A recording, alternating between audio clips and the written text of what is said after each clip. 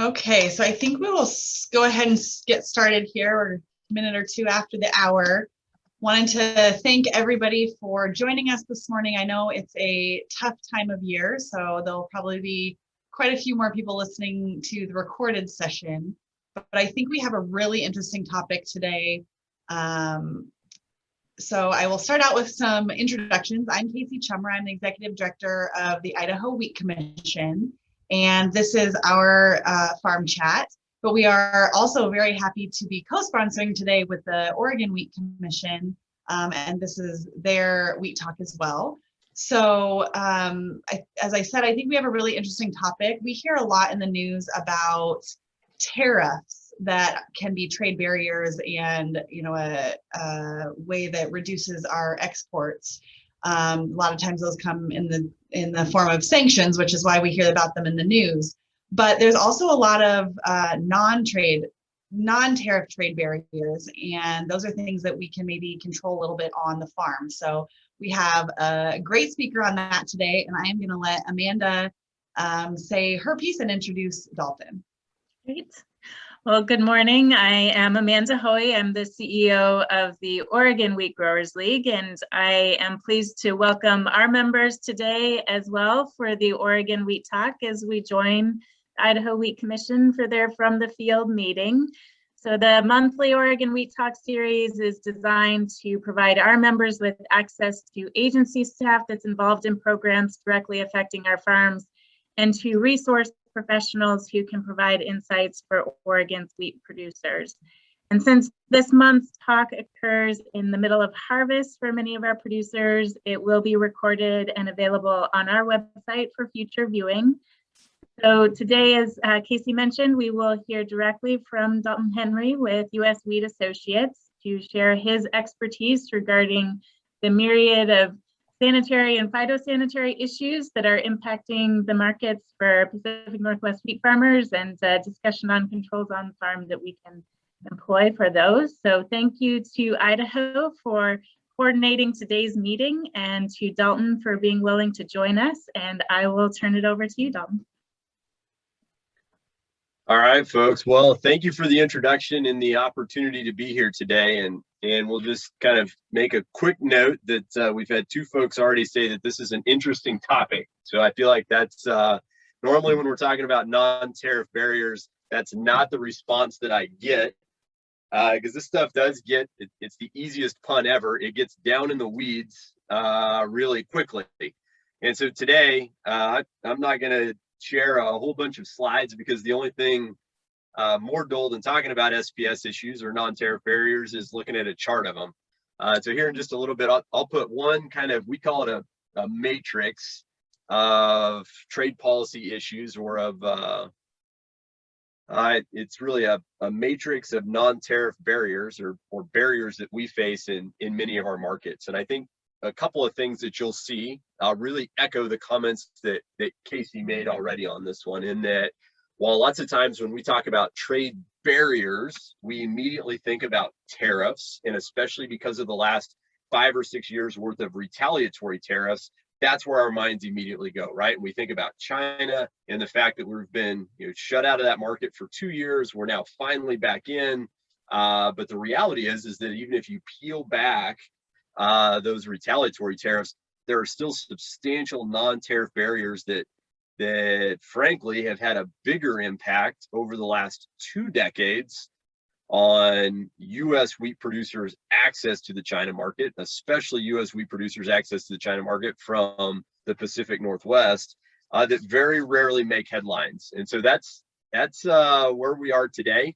And I think that as we think about how we address some of these kinds of challenges that are out there that aren't tariffs, it really becomes, rather than just in a tariff discussion or debate or free trade agreement negotiation, it is strictly a government to government thing. And while we may be asking growers to lobby our government here in the US, or asking millers or bakers to lobby their government in another country, the reality is that tariffs in a traditional sense are a government to government item and a problem to solve. Non-tariff barriers, on the other hand, take a much more whole of industry approach. And that's where, as we think about kind of the two different subjects for today's presentation, or two different titles, right? We've got the catchy one of buckwheat, glyphosate, and rye, oh my. A little bit of a shout out, I think, from my colleagues to the fact that I am originally from Kansas, and so the Wizard of Oz holds a pretty special place in my heart, or all of my friends think it does. But also, you know, kind of the subtitle we gave it was, you know, the view from the field, and what can a farmer do, or what can an industry association do in helping to solve non-tariff barriers?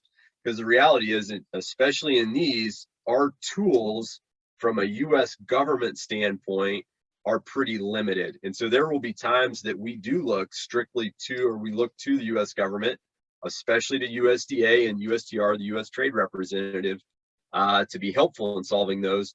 But at the same time, we probably just as frequently look to our partners in the field for help in mitigating or alleviating or resolving some of these challenges.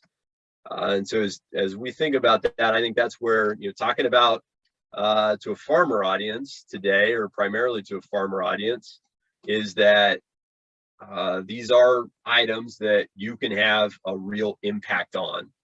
And so I'm going to put this slide up. I'm going to talk about it, cover it for just a couple of minutes here to get a little bit of discussion started, and then open it up to questions. And if folks want to hear more specifically about any particular topic, we can sure do it.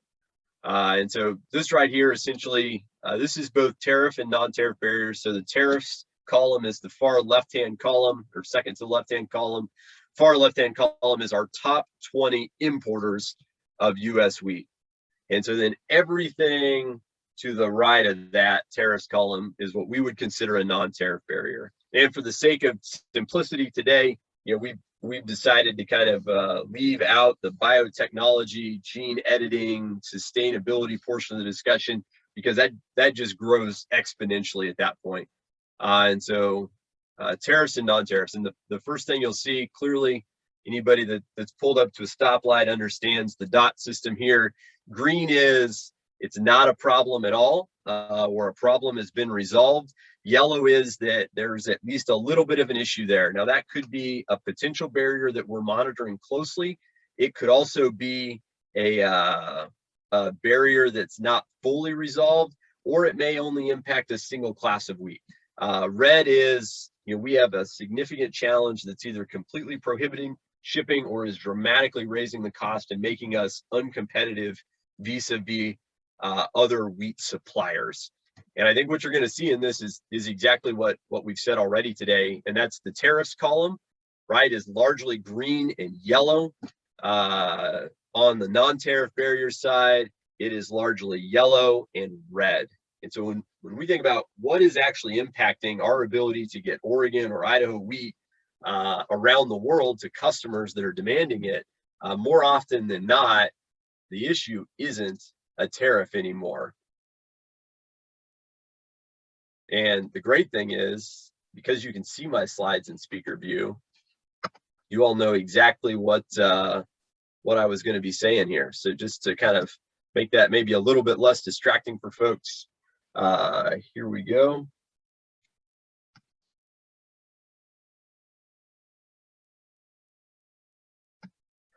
And so kind of walking through a couple of these real quick, right? We've got EU MOP tariffs. This is one of the only tariffs that is completely prohibitive for us in the top 20 importers anymore.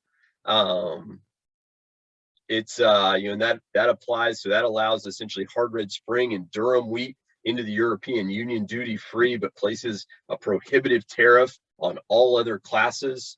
Moving kind of across the chart just to give a little bit of a sense of what else is out there in terms of what we consider a tariff or a non-tariff barrier. Import barriers, oftentimes customs, permits, or licenses. Brazil runs a merchant marine tax, which is essentially a 25% tax on freight on all U.S. wheat shipments headed to Brazil, but Argentina doesn't have to pay it because of a preferential trade agreement. So particularly with increased ocean freight costs, that that's a dramatic cost increase for U.S. wheat. Sliding across subsidies in many countries are also a pretty significant challenge, because what that does is, one, it either subsidizes competition in third country markets, or in many instances, such as is the case with China in particular, it increases domestic production of wheat, which offsets what would otherwise be U.S. wheat sales. MRLs or MLs, that's maximum residue limits or maximum limits of contaminants and other items in wheat. The one here, and probably one of the most relevant ones to the Pacific Northwest region, would be the Thailand chemical ban. And so this past, almost just over a year ago, Thailand came out and proposed to completely ban with a zero tolerance 3 chemicals, including glyphosate and chlorpyrifos-methyl. Paraquat was the third one, not really a challenge in wheat. Glyphosate would be tremendously difficult for us to meet. Chlorpyrifos-methyl is challenging enough as it is.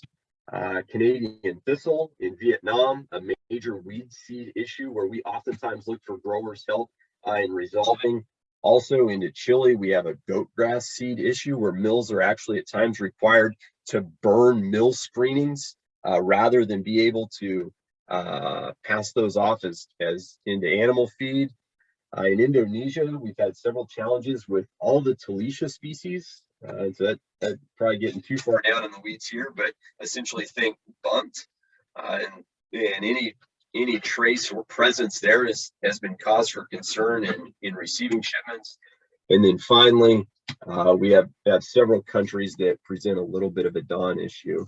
And so, I'll take those arrows off just so folks can see the total scope of where some of those challenges are. But how we go about actually solving these is a really good question.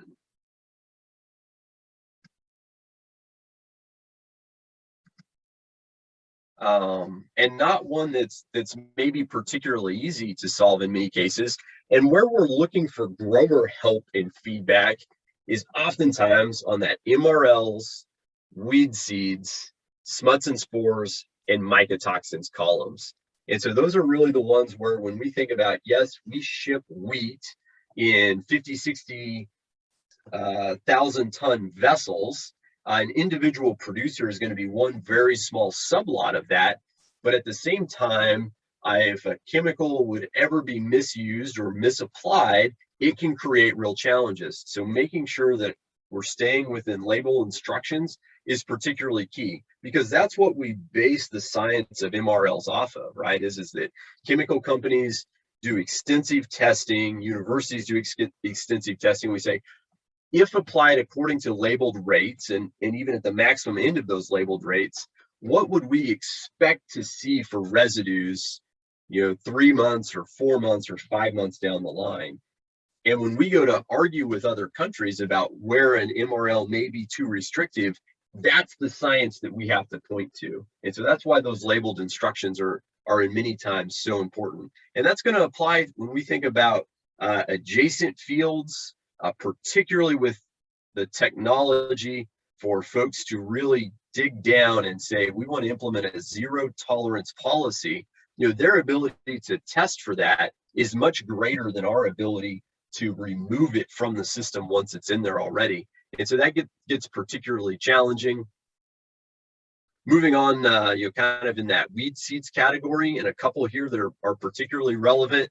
We already mentioned both Canadian thistle and goat grass, and that's one where we've had government agencies involved for quite some time, and especially in the case of Vietnam, they've been pretty firm, and they're applying that to all of their suppliers, not just the U.S. And by and large, it's a challenge that all of their suppliers have. The Canadians are still almost completely shut out of the bulk wheat market into Vietnam. USDA is fortunate in that they've been able to kind of assign a protocol that then allows the U.S., as long as we clean wheat and provide clean wheat, that we don't have issues getting that actually into the country. And so that's where the cleaner that wheat can be delivered from a farm, the more likely it is that it clears those inspections going into the country.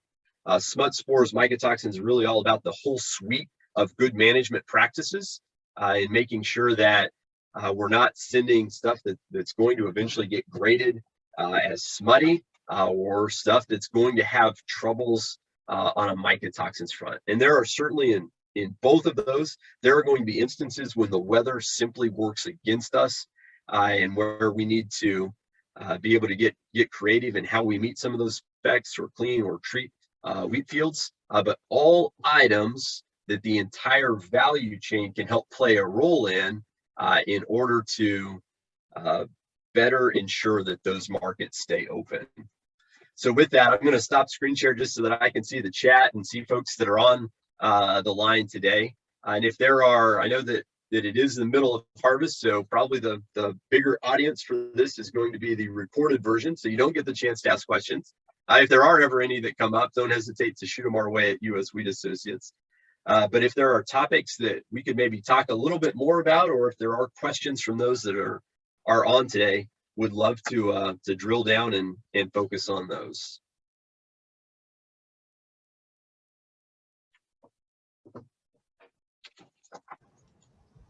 So I'm not seeing any questions in the chat yet, but Dalton, one question that I may ask. We recently had an issue come up where we were seeing rye or Italian rye included in some cover crop mixes.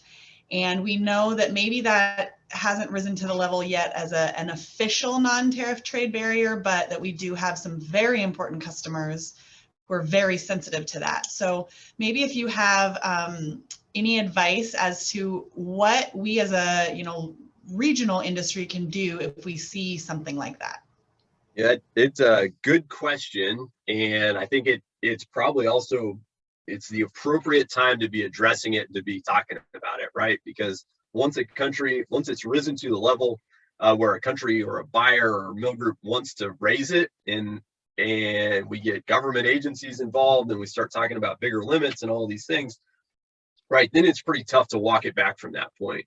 And so that's where having good stewardship today can oftentimes head off a lot of these before folks really get entrenched in it.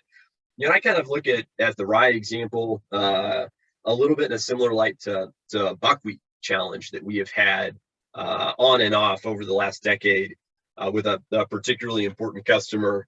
In that case, it's actually an allergy issue on the buckwheat side, and so really demands very, very tight specifications on that. But the underlying source was the same. It was being used in cover crops. And right as we think about the evolution of cover crops being grown on a widespread scale, that's really come about just in the last decade or two. And so these are relatively new issues that we're learning to deal with on the trade side. And how do we talk to customers about it? How do we talk to customers about contract specifications that are going to ensure they're not getting stuff in wheat that they're not looking for? And how does the grain handling industry learn how to clean and handle for those things? And then also growers, right, as we start using a more and more diverse set of species in cover crops because they've seen the benefits of several of those species, how do we make sure that they are dead and gone and not going to come back and show up in a wheat field? And especially in the case of rye, where they're both cereal grains and somewhat similar in size and you're actually fairly closely related, you've got a real potential issue there. So I think part of it is smart cover crop selection in terms of thinking about what can be easily controlled and what's not going to present problems down the line. And then that whole suite of just agronomic best management practices that we rely on our growers to do, and especially as we add new technologies and new practices like the more extensive cover cropping, watching those and making sure that it's not becoming a big issue is going to be particularly important. Great, thank you. And then maybe a very hot topic, glyphosate, Roundup, obviously. A very important tool that our growers have. And kind of increasingly threatened maybe. And so if you could talk a little bit about how serious you think that threat is and the future of our use of it. For sure. And that is a hot topic. We could probably dedicate or could have dedicated the whole session just to that one. And we come at it from a couple of different angles, right? I think that everyone is watching, in terms of what's the future of it, everyone is largely watching the European Union and saying, right, glyphosate is up for renewal there in the next couple of years. The last time they only got a 5-year renewal of the chemical rather than the normal 10, largely because there was some concern among European governments, and that was right in the middle of the glyphosate lawsuits in the United States.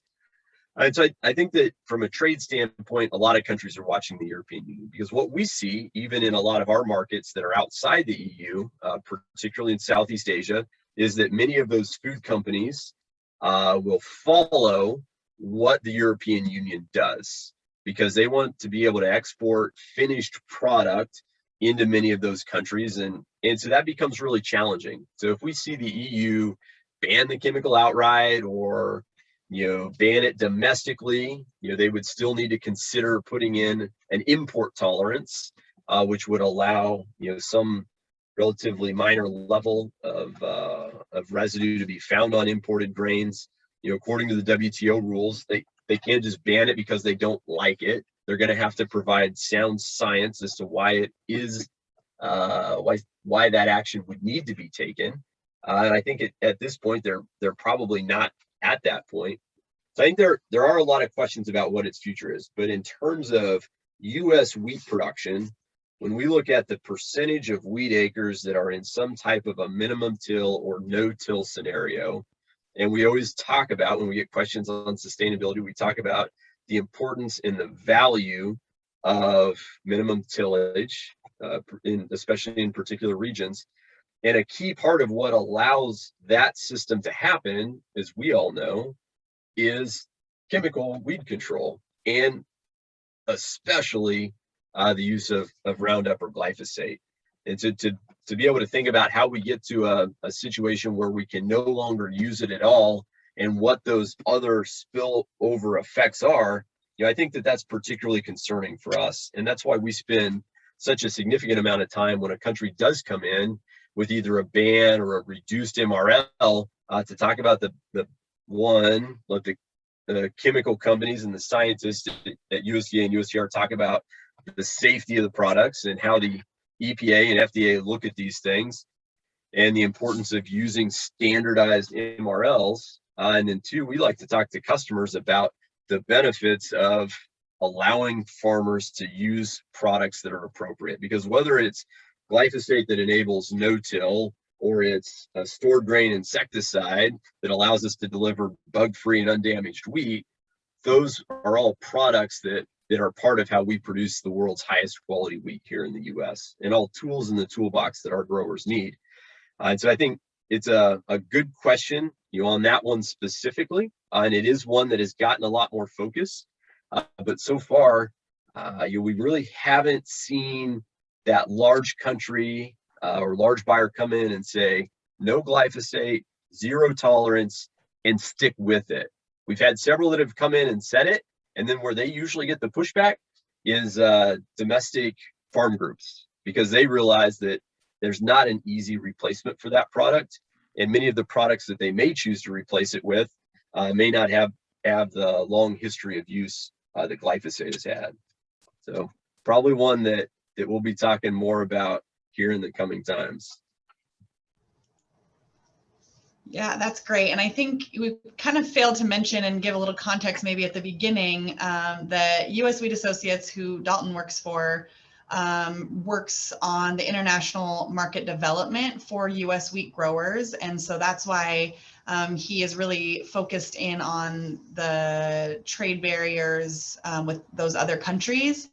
And he works very closely with the U.S. trade representative, and then also foreign governments and our overseas U.S. wheat offices to kind of work on these things directly with those end users and the buyers of U.S. wheat. So maybe that gives a little bit more context. I apologize for not saying that earlier. Nope, that's But a good call out, Casey. And as you know, right, we're in offices outside the U.S. in about 13 countries, close to 70 staff. Vast majority of them doing the marketing and technical assistance.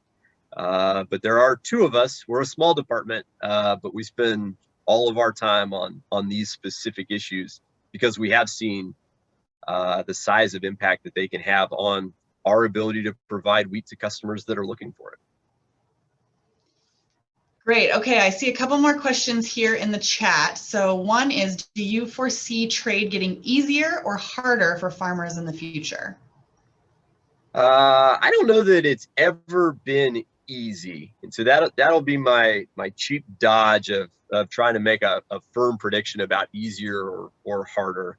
Is I think that anytime you're talking about bulking up the size of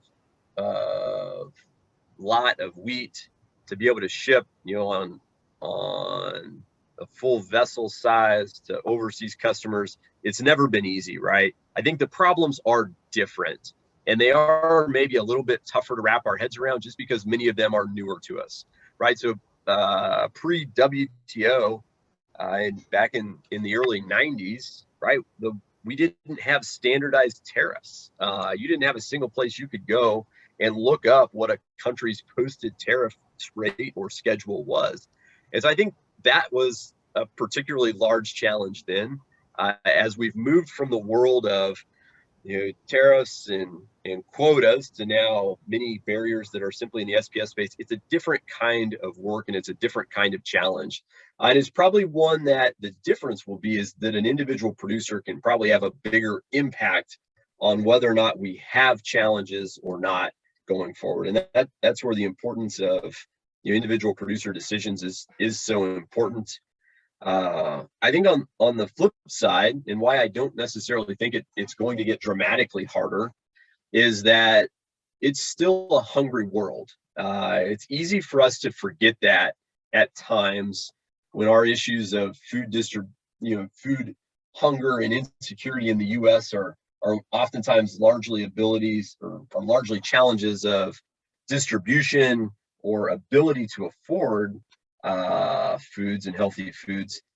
In the rest of the world, that's not necessarily the case. And many of our customers, even if you looked at that top 20 list, are still countries where calories is the largest demand beyond anything else.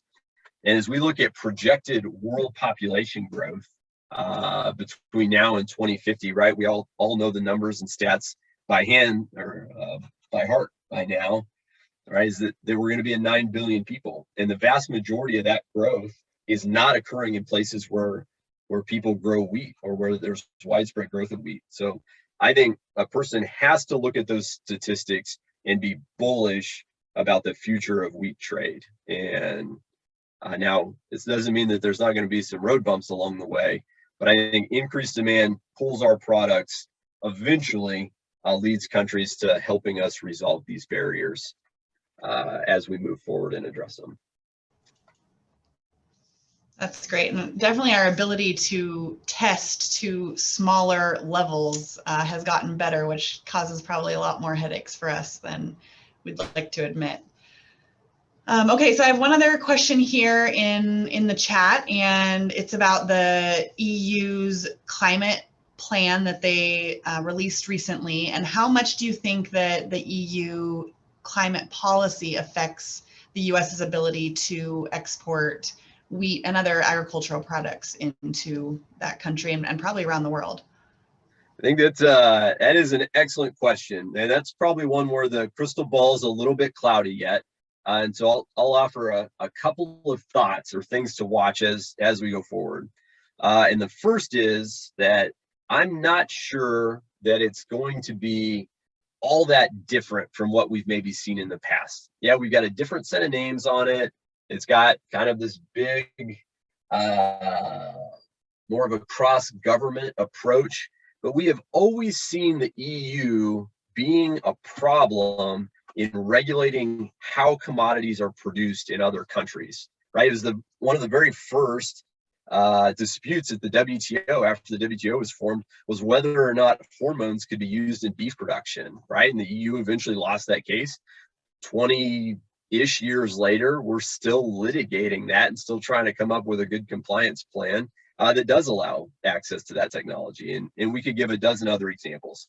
So I think while they're probably getting more headlines with this farm to fork plan, I don't know that it's going to be just all that different from what they've done in the past. And I think the second piece for me is that if the EU wants to go head to head on sustainability of wheat production, that's not a race they win.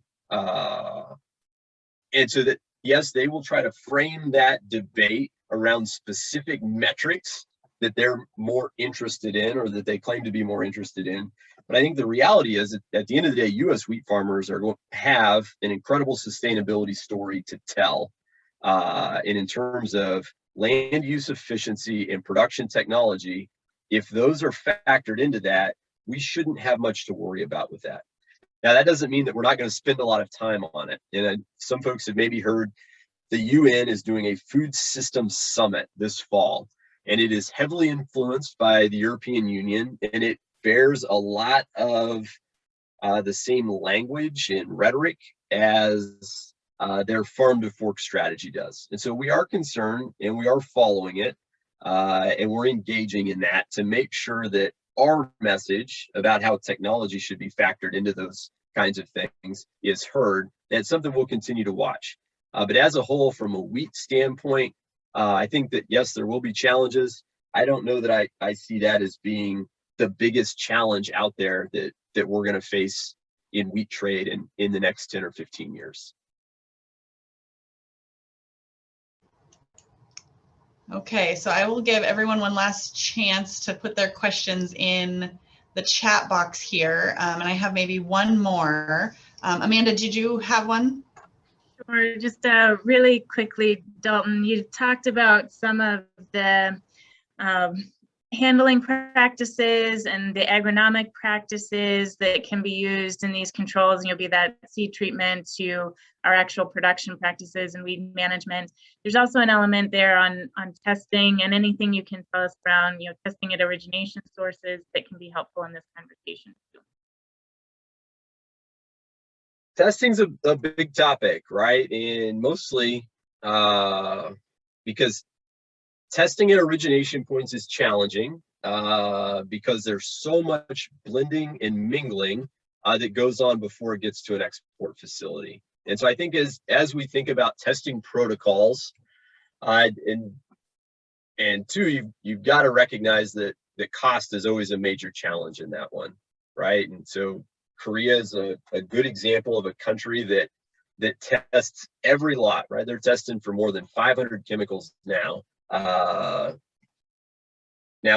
the good news is they never find anything interesting, and that is a huge success story and a testament to the ability of U.S. farmers to put good agronomic practices in place and deliver a safe and wholesome product. And so it's predictable, but it is expensive. And so when we think about testing and expanding that, I think we want to do it in such a way that it's going to be both meaningful and representative of that commodity as it actually makes its way to a vessel. And so because unless we're talking about a country with a true zero tolerance on a specific chemical or on a specific product, testing at that local level is probably not going to be just all that necessary. But at the same time, knowing what you have or what you can expect at an export facility or off a bulk vessel is really important. And that's a key part of how exporters manage risk. That's a process and an effort that we have been involved in conjunction with USDA and with grain handlers for quite some time, just to better understand what is out there. And USDA and FDA both do regular monitoring. In many instances, that data, though it's only conducted every 3 or 5 or 7 years, is oftentimes sufficient when a customer has a concern. Will we find X? And we're able to go to the FDA monitoring and say the FDA never found it, even if that was a couple of years old, because many times those chemicals don't change much. So I think the key is putting testing regimes into place in a thoughtful manner and in a way that they are trade facilitative rather than just adding costs to handlers, because at the end of the day, those costs just get passed on to growers in the form of lower prices. Okay, it looks like we saved the easiest question for last here, Dalton. What would you say are the biggest barriers you see coming in the next 10 to 15 years? That, as I let the And words this is out being of my recorded, mouth, so be careful what you say. yeah, I let the words out of my mouth about the EU not being our biggest challenge. I knew that Matthew was too sharp to let that one go. So I appreciate that you're on your A game today. I think the biggest barrier that we've got is the lack of understanding of science among consuming populations and among importing agencies. And at some point, we're going to have to square all of the things that consumers are demanding from U.S. growers and from corporate food companies with the reality of how products are traded and handled. Because if you want to make demands about sustainability of production, you've got to allow farmers access to the best technology that's out there. And that's going to involve a host of things that other consumer and interest groups want to ban or regulate as well. And so how we square those things when everyone is too willing to dismiss science or too willing to dismiss international standards is going to be a real challenge. And it's going to come to a head at some point. It may be that I have to already go back and take back my comment about the EU, because if they go back and they want to try to ban or go through that ban on a product like glyphosate and not create an import tolerance, it would seem to suggest that the science isn't there. Codex, right, the international standard setting body for MRLs, has said that up to 30 ppm is the limit that we should have it set at. That's where the US is. And so, but you've got the EU already dramatically lower than that, and proposing to go to something like a 0.0 simply doesn't square with what the actual regulatory bodies have looked at and said exists. Now, that wouldn't be the first time that that's happened and a country has used a regulation like that as a trade barrier. But it does seem to be happening more frequently. And I think that at its core, right now we're playing a game of whack-a-mole, where when this barrier pops up, we bring all of the science to bear on it that we can, and all of the PR efforts and lobbying efforts that we can, and we work with the growers to minimize the amount of the problem we have. But at the same time, at some point, that game of whack-a-mole is going to become too much, and we're going to have to address the underlying problem, which is that the existing WTO agreements on sanitary and phytosanitary measures are probably not adequate for the world that we are in or that we are entering. But getting countries around the table to agree on some of these core things when there are so many consumer groups that are deeply entrenched in it is going to be a real challenge. And I'm not quite sure that we're at the point of being able to solve that yet. But it is a challenge that we prepare for and work on a regular basis. So excellent question. Glad to have the chance to try to stumble my way through that one. We'll check back in 10 years and see if you were accurate. Perfect. We'll put a calendar reminder out there now. There you go. Well, good. Well, we kind of try and keep these to a half an hour, and I have to say, it did turn out to be an interesting topic because we had a lot of questions. So really appreciate all of the thoughtful questions and conversation, and Dalton, you taking the time to be with us this morning and cover this really important topic. And I will mention that Dalton actually wrote an article both for the Idaho Quarterly Magazine and the Oregon Wheat Magazine. So you will be able to read in more detail about some of these things in our next issues. So I want to thank Oregon, and I will let Amanda have the last word, but thank you everybody for participating, and hope to see you in the next conversation. Great. And yes, I think the last words are thank you both to Idaho Wheat and to Dalton for taking the time today. It's a topic of relevance now and into the future for our producers. So I appreciate your forecasts as well, moving forward on those barriers. Appreciate your time today. Thanks, everybody. Thanks all.